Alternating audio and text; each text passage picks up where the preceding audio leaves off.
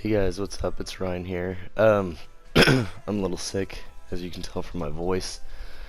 Not really feeling all that great, but I decided I'm gonna make a video for you guys.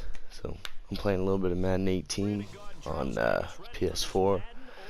That's this guy's team right here. Pretty decent team, but this is my team, which is obviously slightly better. Right now I'm doing a post commentary because I didn't know that it was going to end up being a really good game, so I didn't decide to record it. But afterwards, I decided to save the clip, and now I'm just doing commentary over it. I play a lot of Madden. I just never really thought about posting it, just because I'm not all that good at it. I usually choose from the coaches recommended, but later on I switch. I'd make audibles and change the play, do hot routes, make it a little bit more difficult for him to guess what it is that I'm doing. So yeah. Also, for the next little while, there aren't going to be any. My usual intro isn't going to be in the video because I'm having some trouble with my internet connection. But so here we go. I start running with Herschel Walker, and at first I'm like, okay, so this guy's team is definitely not on the level of mine, but I've also noticed that he assumingly is not actually paying attention to this point, because it takes the full 10-second runoff time for him to choose his play. So I'm assuming he was off doing whatever, maybe going to the bathroom. But so I decided that I'm just going to take advantage of that and try and make my way down the field as quickly as possible. So right here, I go to Calvin Johnson, or Mohamed Sanu. I got him from a pack, which I was really happy to get because he's pretty dang solid. He's NAT though, so I can't auction or trade him away. None of his stats really stick out. He's not the fastest, he's not the tallest, doesn't have the best catching, but if you put him in the right position, he can make some plays. Now, here I go running with Herschel Walker again. I like Herschel Walker, but there's a problem that I've realized with him, is a lot of times, even though despite him having like really good run blocking, like his run blocking is like, or pass blocking is like 76 or 78 or something like that, or it's in the 70s, I know that, which is really freaking good for a running back. Here I almost threw an interception. Thankfully Madden bailed me out for once. But for him having really high pass blocking, it seems like anytime I have him set to block a pass, he always, and for some reason, it forces me to run it with Cunningham right here. I hate, that made me so mad. I don't know why it did that. Anyway, on to what I was saying, is, whenever they like send a blitz or something and I need the running back to pick up the block, Herschel Walker just kind of stands there, which is super frustrating because I get sacked a couple times this game because I'm intending on Herschel Walker getting the block, and he just totally whiffs on it. Like, it's not that he tries to make an effort to block it and it just gets block shedded. It's like he doesn't realize that he's supposed to block. As I throw a touchdown here to Michael Irvin. Sorry, I'm gonna get a drink here because my throat is just absolutely screwed right now. Some shit's going around and everybody's sick.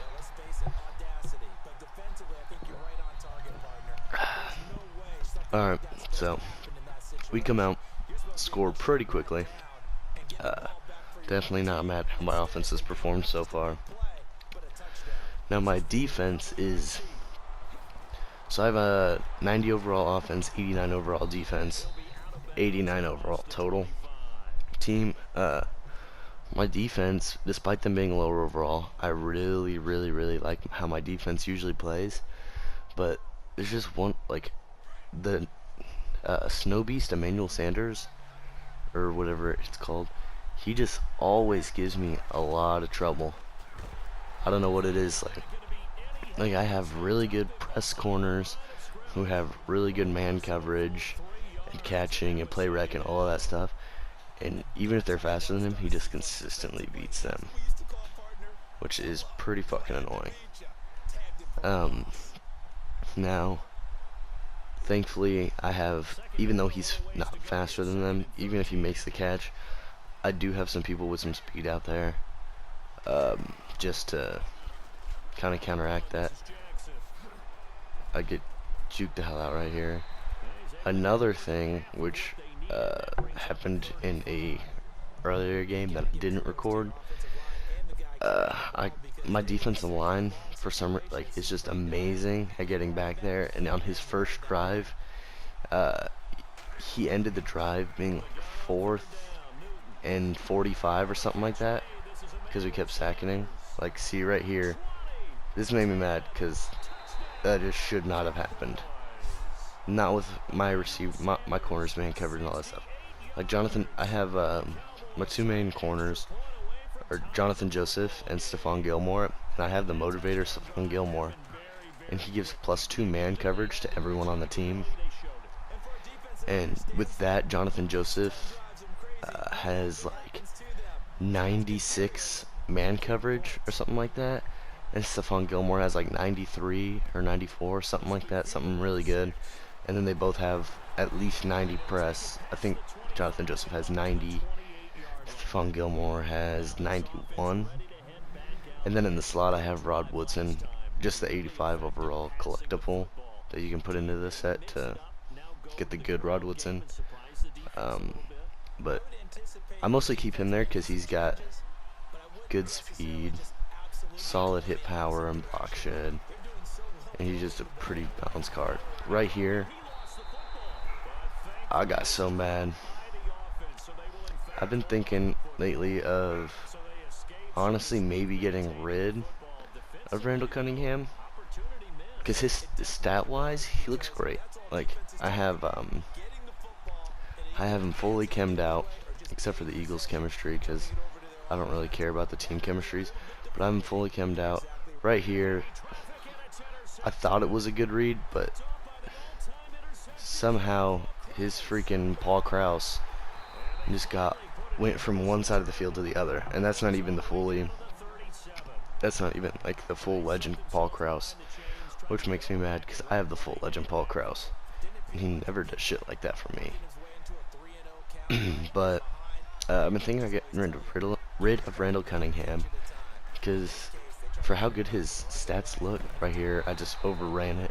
I played it perfectly, but I just overran it at the end. But Randall Cunningham just does not. There's always at least one pass in every game that I play where it's wide open and he just totally whiffs on the throw. Just overthrows it by so much that it's like, it's confusing. It's like, how do you overthrow it by that much? And like, you could say, yeah, oh, it's because you were on the run sometimes when I do it. But he has, I believe, 92 throw on the run. So, if anything, he should be pretty dang solid. Yeah, so I don't get that at all. But no, so here is the end of the first, tied 7-7. I'm not sure how this drive ends for him, but I could assume. Actually, no, I think I do know how it ends, if I'm correct. It may not be this game where it happens, but actually, yeah, I don't think it is. Or at least if it is, no. Okay, so Adoree Jackson just got a gain of 5.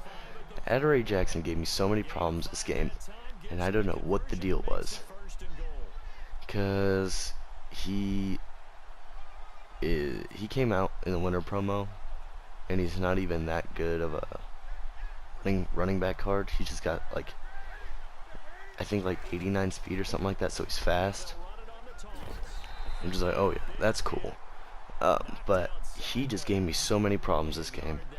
And my opponent unfortunately realized that, so eventually he takes Herschel Walker out and just sticks with Adoree Jackson. And I just get absolutely shredded by Adoree Jackson all game. At least it seemed like I did. Yeah. Like right there. Yeah.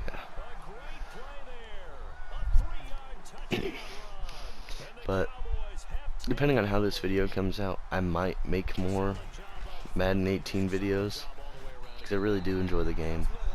I play Madden. I've played Madden like super consistently since like Madden 25, I think. And before that, I never really like set out to like buy the newest Madden. But before that, I played like Madden 10 a lot, and Madden 08 and 09. And, like, I love doing the mini games on that where you could run the 40, bench press, lineman drills, stuff like that. I really liked that. I wish they'd bring that back. They should bring that back instead of long shot. I hated long shot this year.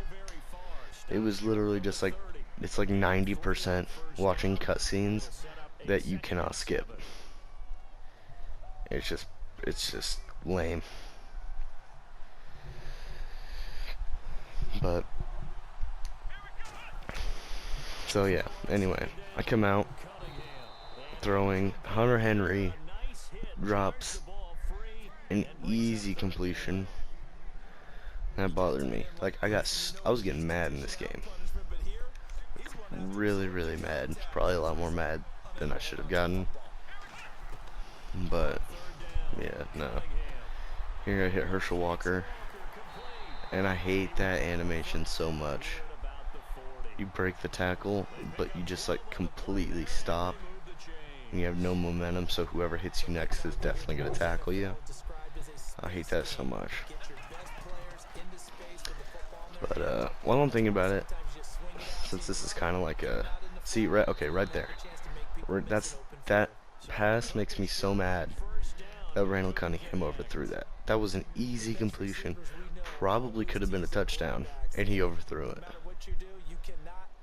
Like, I was livid.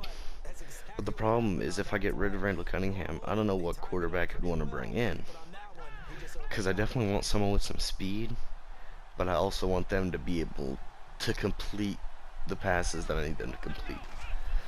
Like, there's Steve Young, yeah, but his full legend is pretty damn expensive. Michael Vick has that speed that I want, but he's not got good accuracy. And the problem with Steve Young and Michael Vick is that they're both left-handed, which I'm not a huge fan of left-handed quarterbacks, because all of my reads are made off of throwing with right-handed quarterbacks, so I have to just flip every play that I do and run to the opposite side when I scramble out, which kind of sucks. Also, Steve Young has atrocious carrying this year. It's like 60 something. One card that I was kind of thinking of is Phillip Rivers, the 94 overall team of the week for week 17. He looks pretty solid. Obviously, he's not going to be as fast as, say, Randall Cunningham, Mike Vick, 93 Marcus Mariota, or anything like that, but he's going to be able to complete those passes that I need him to, while he should have enough speed for me to be able to scramble for like short first downs. Right there is another pass I was mad at, because instead of throwing it straight to the receiver, he makes the receiver have to jump, which in turn makes it to where the receiver drops the pass once he gets hit. But now, if you guys have any ideas of who I should get as a quarterback, leave them down in the comments. I don't want to go too far down in overall. Like, I'd say keep it to like 91s and above, uh, preferably with the go deep chemistry. Uh, but I know there's only like a couple quarterbacks who have that, so right here, that was just a bad read by me. I shouldn't have thrown that. Thankfully, it was just an incompletion because it hit his back. But right here, uh, Randall Cunningham actually makes a pretty solid pass to the touchdown to Herschel Walker. Um, Herschel Walker's great. He really is. I just really wish he didn't have that pass blocking problem. But one person that I do highly recommend anybody gets on their team, if you can afford him, is the full legend Mike Singletary on defense. He plays insane. Like, he's a monster on defense. He's got speed to get anywhere on the field. He's got great block shed, so when you send him on a blitz or you're playing the run, he's always there to make a tackle. He's got great hit power, everything. Like, I think he was like the first or second high overall card that I got. And I remember that I had like the 90 overall version of him, and I loved that version. And then I pulled the 92 overall of him, and I was like, okay, the 90 overall version of it is great. So I'm gonna get this 92 and use him, and sold the 90. And the full legend of him is just, he's awesome. He plays so well.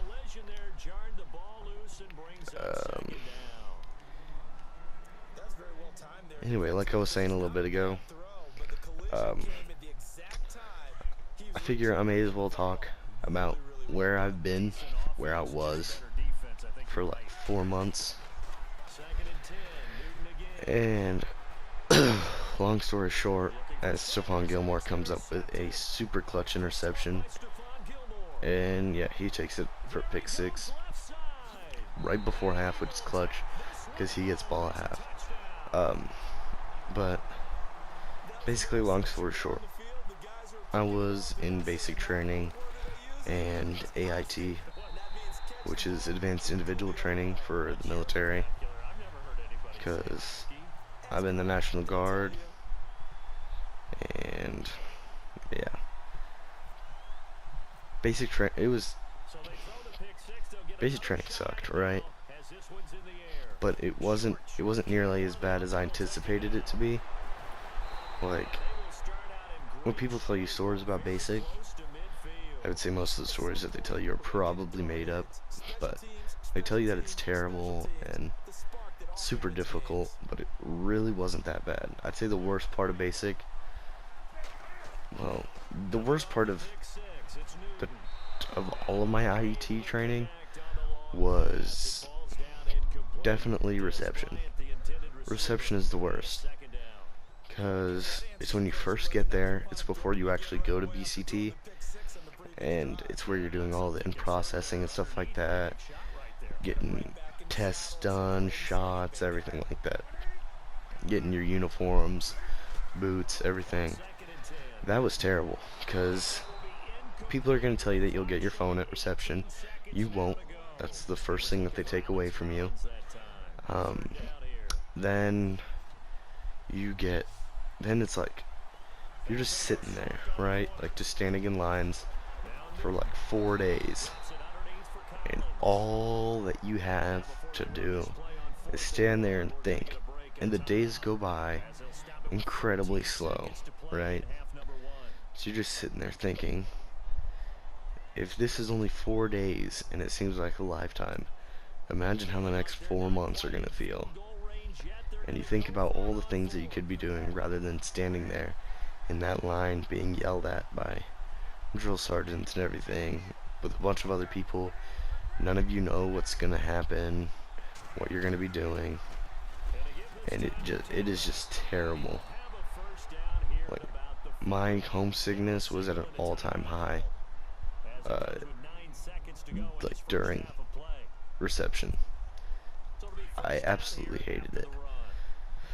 But then you get to BCT, and it's not as bad because they definitely keep you busy and thinking. Because every morning you're waking up, you're doing PT, going to breakfast. Then once you're done with breakfast, you go and do whatever you're supposed to do for that day. As I should have gotten a interception right there with Urlacher. But and yeah, it's pretty simple. The worst thing that I had to do at PCT was definitely the gas chamber. I hated the gas chamber. It's like, it's difficult to explain, but it's, so you go in there with a gas mask on. After a while, when you're just standing in there, they have you take off the gas mask and you say like your name and stuff like that. You put your gas mask back on and clear it. Then after that, they have you recite. They have everyone take off their gas masks, and you recite the Soldier's Creed. He pauses it here, probably to make an adjustment to his team. But they have you recite the Soldier's Creed, and we got to like maybe like halfway through the second sentence in the Soldier's Creed before no one could continue, and we just all started coughing, and it's terrible because like your eyes burn worse than ever before. You just cannot breathe. Like it's like a vacuum is put into your lungs and just takes all of the air out of you, but you can't breathe in because every time you do, it's like a burning sensation. And it's like, and you can't like rub your eyes or wipe your nose or anything like that because your entire body is covered in this stuff. Like, it's aerosol. It's aerosol stuff, so it's like, it's covering you, your uniform.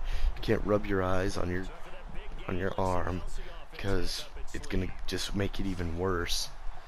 So it's literally like you just have to sit there and suffer. And then of course, as soon as we walked out, they had like the camera people taking our pictures and recording video and stuff. And thankfully, I kept my eyes open, or I tried to keep my eyes open the whole time. And they're squinted. I squint my eyes anyway, but I kept them squinted.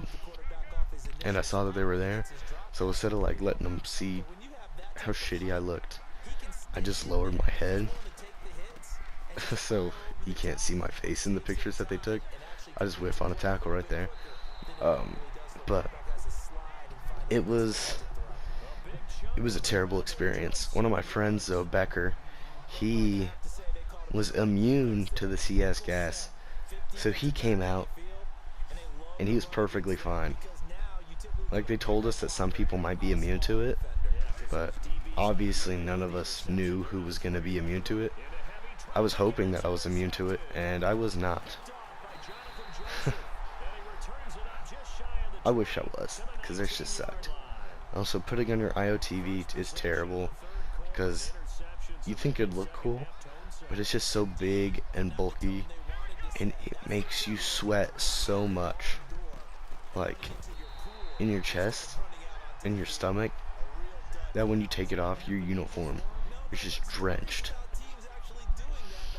And I'm just glad I didn't have to go in like June and July, because I started in August.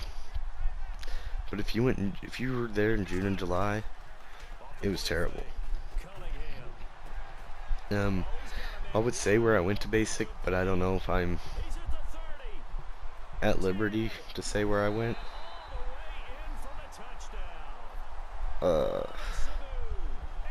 I'll just say that you get lost in the woods, and anyone who knows the significance of that will know where I was.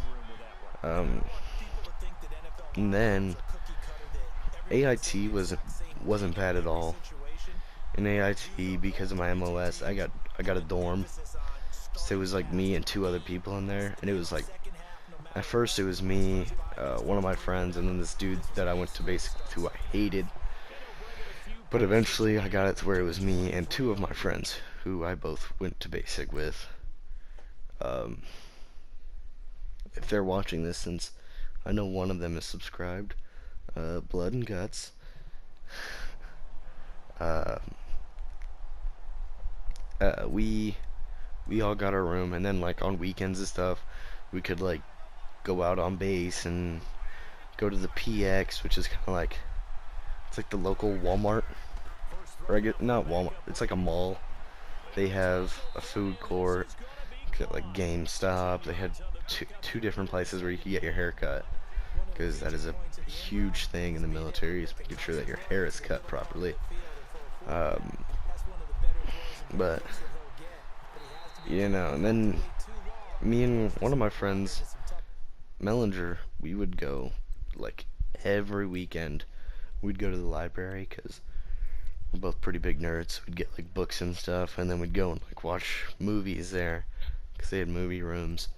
So that's what our weekends consisted of. By the way, here I was just checking out their speed to see why they should be beating my corners, and I still couldn't figure it out. But and then like during the week, you'd wake up, you'd go outside and do PT, which honestly PT at AIT was harder than PT at basic, which I didn't expect. And then you would go to your class and learn your job, which it wasn't bad at all.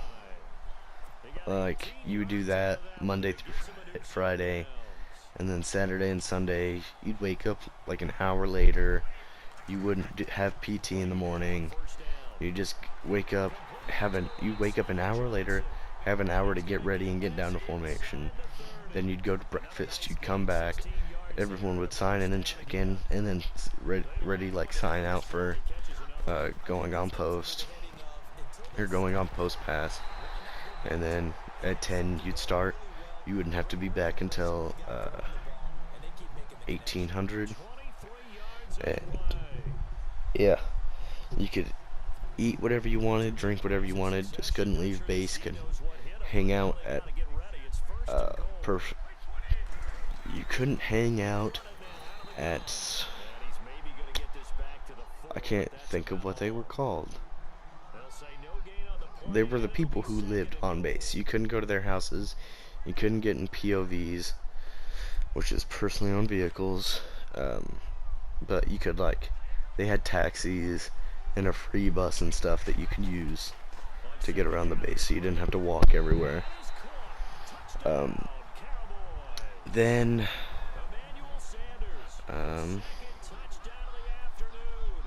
that's pretty much it. I got lucky because we had while I was at AIT, we had 2 4-day weekends during my time there, so that was pretty cool because I got to have extra passes and do less class. And then because my class was so close to HBL, we got to graduate like a week early. So we didn't get to do some of the stuff that we were supposed to, but it was just not necessary stuff for us. I finished with like a 90% GPA in my classes, so I was good. I definitely wasn't the best. The smartest person in my class was my friend Mellinger, because he finished with like a 99.7% in that class. He's a fucking nerd. He does a FATADs in his sleep. No one knows what that is unless you do similar to what I do. But yeah, that's pretty much where I've been. So I didn't really have. I was thinking of making like a vlog type video while I was at AIT. Like, cause in AIT you got your phone and stuff, and you had full access to it at night. So like, I could have made a vlog then and been like, hey, this is where I've been and stuff like that. And I'm sure that my friends would have liked to fuck around and be in it. But I just decided against it because I don't think I'm ready to do like a vlog or face cam or anything like that yet. And my friends probably would have thought it was weird if I covered my face. But yeah, it's good to be back. Once my internet gets fixed, I plan to upgrade. I plan to post. I don't know why I was gonna say upgrade.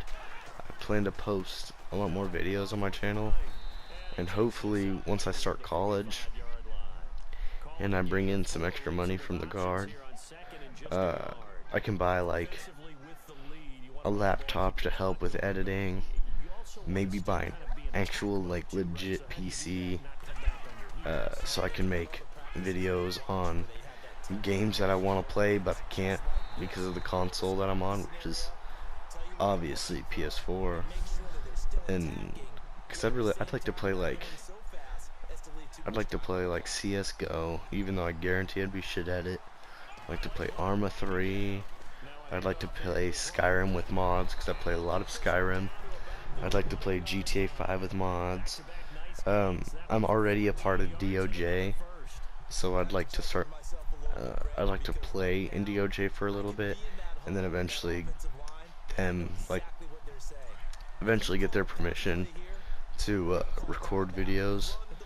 But like, I'd love to record videos of like Spears, Amazing, Polecat 324, Bay Area Bugs, Jeff Avignano. Like, I'd love to make videos with those guys. Um, but obviously can't do that yet because I'm stuck on fucking console. I'd also really like to play PUBG, which I heard that they're bringing to PS4, but I've heard that on Xbox it runs really shitty, so I'd assume that it'd run pretty shitty on PlayStation as well. Like, I heard that it's like 20 frames per second on Xbox, which maybe PS4 can run it better. I have no idea, but I know they're planning to bring it to PS4. But if it's gonna run terribly like that, there's not really any point for me to pick it up.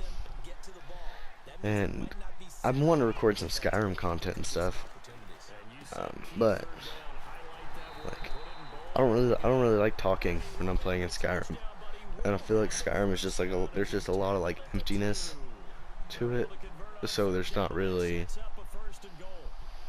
a whole lot that you can do. By the way, in the fourth quarter I've been an asshole because I just turned on Chew Clock. Sorry about that. I just turned on Chew Clock so that he has less time.